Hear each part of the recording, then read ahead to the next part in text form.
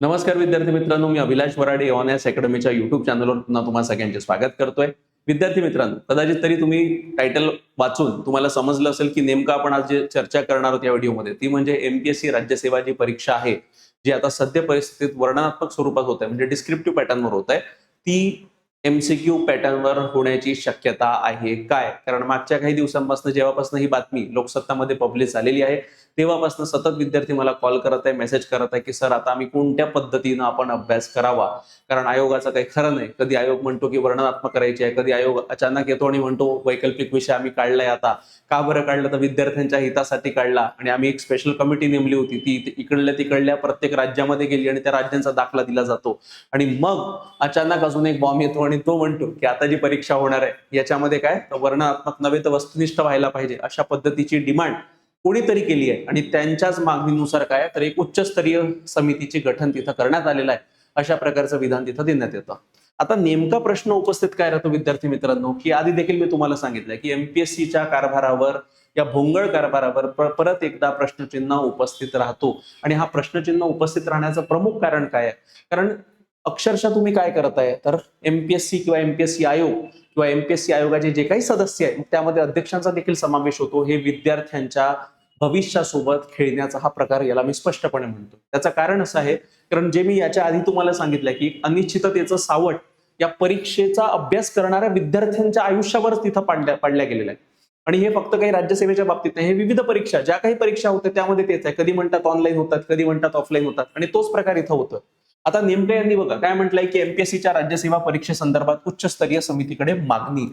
आता पहिला प्रश्न उपस्थित राहतो की ही मागणी कोणी केली? आता आम्ही तर केली नाही, किंवा ज्यांनी केली त्यांचं नाव तरी सांगावं. त्यानंतर वर्णनात्मक पॅटर्नला त्यांनी विरोध केलाय आणि वस्तुनिष्ठ पद्धतीचा आग्रह तिथं ठेवण्यात आलेला आहे. आता हा वस्तुनिष्ठ पद्धतीचा आग्रह कोणी ठेवण्यात आला, काय ठेवण्यात आला आणि कोणाच्या मागणीनुसार ही समितीचे गठन करण्यात आलेलं आहे, याबद्दल या बातमीमध्ये एक शब्दही तिथे त्याचा उल्लेख केलेला नाहीये.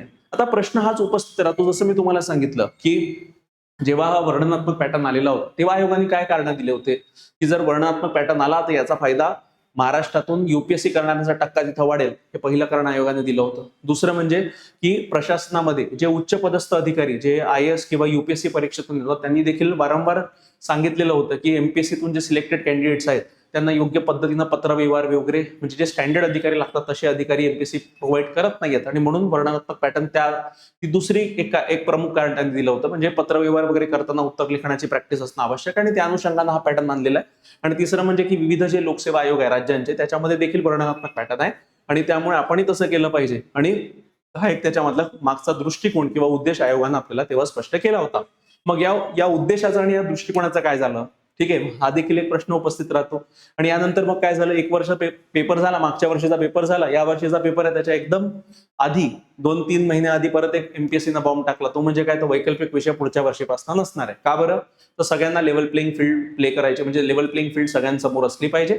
आणि वैकल्पिक विषयामुळे काय होतं, कोणाला जास्त मार्क, कोणाला कमी मार्क, त्यामुळे मार्कांवर फरक पडू शकतो, हे कारण देण्यात आलं. आणि दुसरं म्हणजे की जे वास्तविक कारण होतं, वास्तविक कारण काय की एमपीएससीने स्पष्टपणे सांगायला पाहिजे होतं की वैकल्पिक विषय चेक करायला, पेपर चेक करायला आमच्याकडे टीम नाही, आमच्याकडे एक्सपर्टीज नाही, आणि म्हणून आम्ही वैकल्पिक विषय काढतोय, अशा प्रकारचं विधान दिलं जाणं अपेक्षित होतं. पण दिलं काय? तर दिलं की नाही, विविध लोकसेवा आयोगामध्ये नाहीये म्हणून आम्ही सुद्धा काढतोय. मग तिथे पहिला प्रश्न उपस्थित राहिला की तुम्ही म्हणाले होते म्हणजे हा डिस्क्रिप्टिव्ह पॅटर्न आणताना तुम्ही म्हणाले होते की हा पॅटर्न आम्ही याच्यासाठी आणतोय की या माध्यमातून एमपीएससी करणारे विद्यार्थी युपीएससी करतील आणि महाराष्ट्राचा टक्का युपीएससी परीक्षात वाढेल.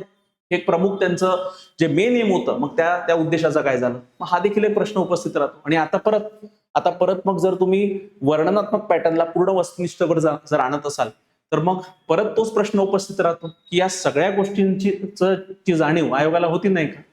म्हणजे याच्यामध्ये त्यांनी जे काही गोष्टी दिलेल्या आहेत की काही त्यांनी, म्हणजे काही कन्सर्न्स जेन्युइन आहेत त्यांचे. जसं आता वर्णनात्मक पॅटर्न मध्ये काय होतं की तिथे प्रश्न जे असतात, प्रश्न सेट केले जातात आणि जे उत्तर चेक केल्या जातात, कारण तुम्हाला उत्तर लिहावे लागतात. आणि उत्तर लिहिल्यानंतर जेव्हा एक्झामिनर तुमचं उत्तर वाचतो, तर प्रत्येक एक्झामिनरचा पर्स्पेक्टिव्ह वेगवेगळा असू शकतो. म्हणजे ज्याला म्हणतात एक्झामिनर बायस असू शकतो, की त्याच उत्तराने जर जे काही तुम्ही उत्तर लिहिलेलं आहे ते जर मी चेक केलं, मी तुम्हाला 10 पैकी कदाचित तरी 5 मार्क देईल, पण तेच उत्तर दुसऱ्यांनी चेक केलं तर त्याचे 10 पैकी कदाचित तरी 2 किंवा 3च मार्क मिळतील. याला म्हणतात एक्झामिनर बायस, आणि तो असू शकतो, स्वाभाविक आहे. आणि हे आन्सर रायटिंग फॉर्मॅट जिथं जिथं आहे, मग तो युपीएससी असू द्या किंवा इतर परीक्षा ज्या काही उत्तर लेखनावर आधारित आहे, त्यामध्ये हा प्रॉब्लेम आहेच. ठीक आहे. आता त्यासाठी आयोगानं तयारी करायला पाहिजे होती, पण ती तयारी अजूनपर्यंत केलेली नाही. म्हणजे जसं एक्झाम पहिले फर्स्ट इव्हॅल्युएटर असतो, इव्हॅल्युएटर नंतर मॉडरेटर असतो, पहिला मॉडरेटर, दुसरा मॉडरेटर, ही अशी प्रणाली जशी युपीएससीनं बनवली आहे तशी प्रणाली देखील आयोग उपस्थित करू शकतो. म्हणजे आता देखील ते करू शकतात, पण त्यांची करायची मानसिकता नाही. आणि बघा, याला म्हणजे माझा या स्पेसिफिक व्हिडिओतून किंवा ही जी काही बातमी मी वाचली, मला काही वर्णनात्मकला एकदम सपोर्ट आहे किंवा वस्तुनिष्ठला खूपच विरोधाशातला कुठला भाग नाही. माझं म्हणणं एकच आहे की आयोगाला या सगळ्या गोष्टी या भातकडे करायच्या असेल तर त्यांनी स्पष्टपणे प्रॉपर विद्यार्थ्यांसमोर क्लिअरिटी ठेवावं, क्लिअर पिक्चर सांगावं की का बरं असं होत नाही. कारण बघा, एक तर प्रॉब्लेम आहे वर्णनात्मक मध्ये की जो इथे स्पष्टपणे सगळ्यांना दिसून येतोय तो म्हणजे 2025चा पेपर झाला.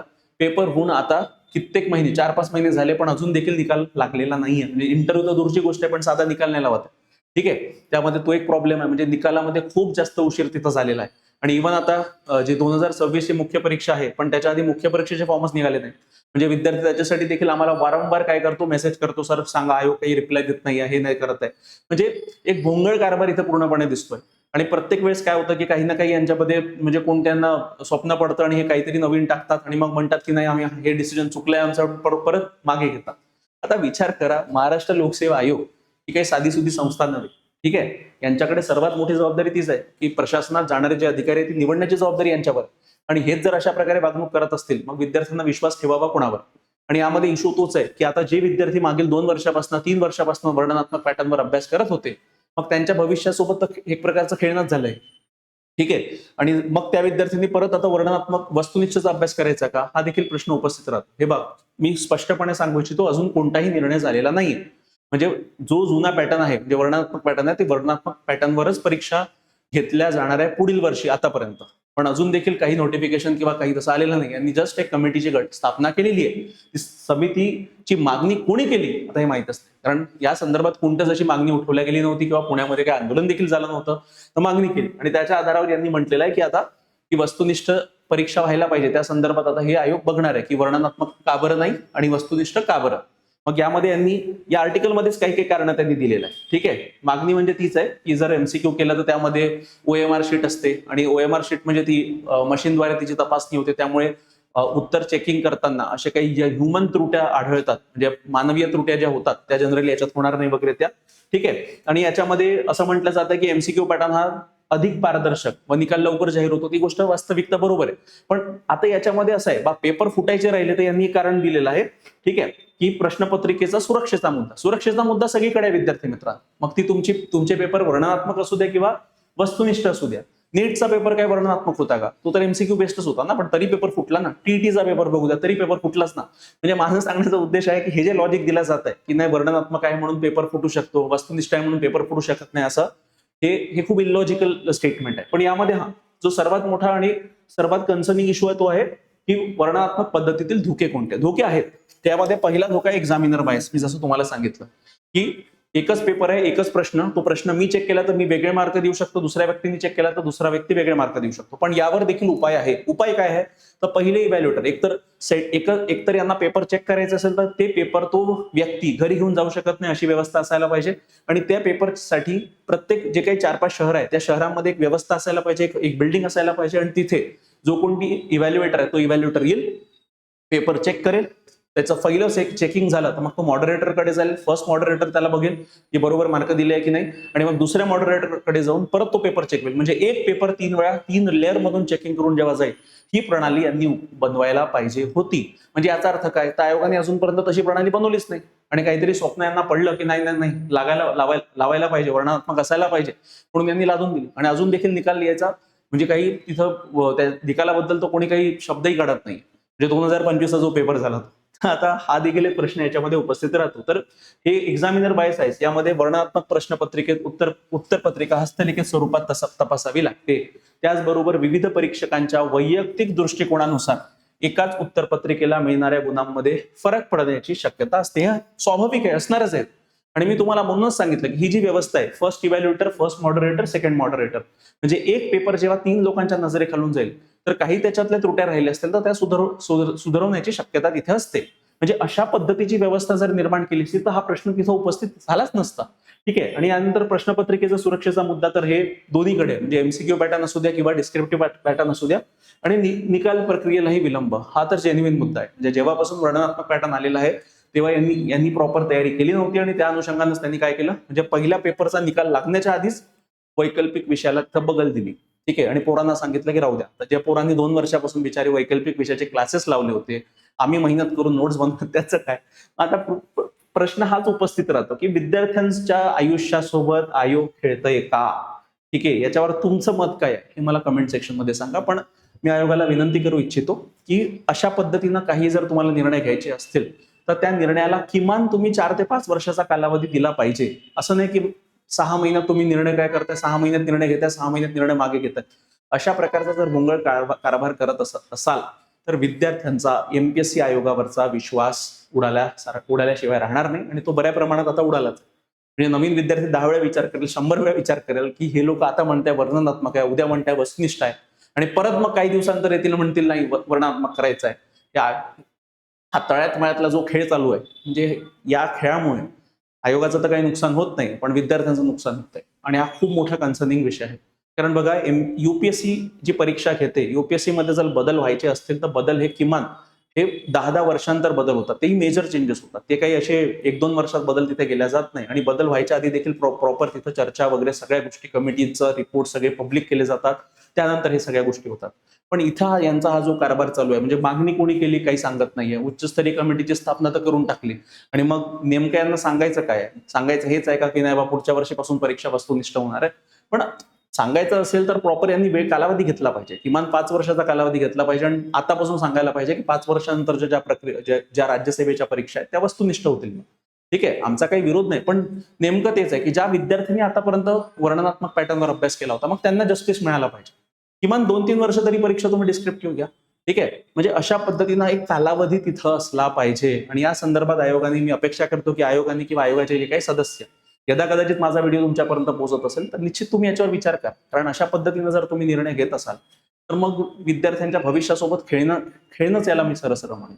ठीक आहे. आणि यामुळे काय होतं, जो विद्यार्थी आता 3 वर्षापासून अभ्यास केला, ज्यांनी क्लासेस लावले, क्लासेस सोडून द्या, आमचं सोडून द्या, पण क्लासेस त्यांनी लावलेले आहेत, त्याची मेहनत आहे, सगळ्या गोष्टी आहे, उत्तर लिखाण करून आलाय आणि त्याला जेव्हा कळतं ते सगळं झाल्यानंतर की नाही आता वर्णनात्मक नाही वस्तुनिष्ठ होणार, तर मग एक तर काय तुम्ही त्याचं स्वप्न जे अधिकारी बनण्याचं तेच त्यालाच तुम्ही मारून टाकत आहे त्या ठिकाणी. म्हणून या सगळ्या गोष्टींचा आयोगानं निवांत विचार करावा आणि शांत चित्तानं काहीही बदल करताना त्यावर 10 वेळा विचार करावा. कमिटीचं गठन तेव्हाच करावं. अजून देखील वेळ आहे, अजून देखील यांनी 4-5 कमिट्याचं गठन करावं, कारण या समित्या येतच राहतात.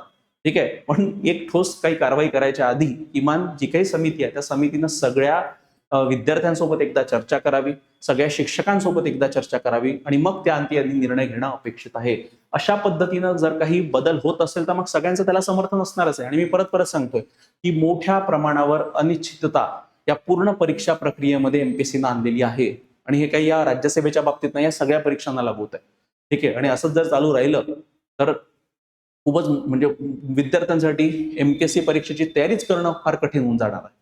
तर म्हणून मला तरी असं वाटतं की आयोगाने यावर योग्य ती कारवाई करावी. पण अशा पद्धतीनं हे तळ्यात मळ्यात जे काही आयोग करत आहे हे फार चुकीचं आहे. ठीक आहे. यावर तुमचं मत काय, कमेंट सेक्शन मध्ये मला निश्चित कळवा आणि यावर ताबडतोब लवकरात लवकर आपण काय योग्य ती कारवाई करावी ती आमच्या स्पर्धा परीक्षा कमिटीची एक मीटिंग होणार आहे, त्यामध्ये आम्ही चर्चा करणारच आहे. ठीक आहे. तर यावर तुमचं मत काय हे आवर्जून मला कमेंट सेक्शन मध्ये सांगा विद्यार्थी मित्रांनो. त्या व्हिडिओमध्ये धन्यवाद.